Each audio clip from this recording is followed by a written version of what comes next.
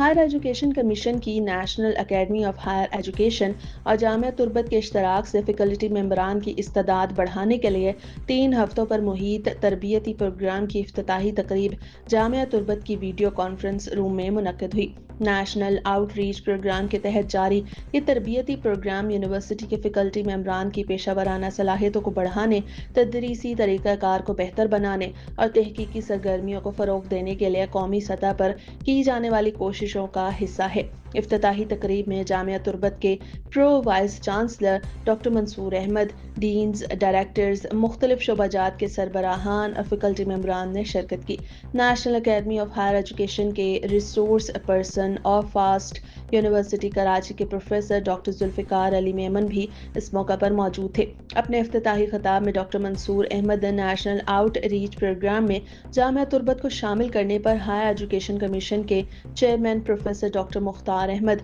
اور national academy of higher education کی managing director doctor Noor Amna Malik کا شکریہ ادا کیا۔ ان کا کہنا تھا کہ اس سے جامعہ تربت کے فیکلٹی ممبران کو اپنی علمی صلاحیتوں اور تدریسی مہارتوں کو بہتر بنانے کا موقع ملے گا۔ ڈاکٹر منصور احمد نے شرکاء پر زور دیا کہ وہ تمام تربیتی سیشنز میں مکمل دلچسپی کے ساتھ بڑھ چڑھ کر حصہ لیں، کیونکہ یہ تربیتی پروگرام ان کی تعلیمی اور پیشہ ورانہ مہارتوں، تدریسی طریقہ کار اور قائدانہ صلاحیتوں کو نکھارنے میں انتہائی مددگار ثابت ہوگا۔ پرو وائس چانسلر کا کہنا تھا کہ یہ بات خوش آئند ہے کہ ہائر ایجوکیشن کمیشن نے مختلف پائیدار ترقیاتی اہداف SDGs اور عالمی تعلیمی معیار کو مد نظر رکھ کر اپنی پالیسیاں مرتب کی ہیں۔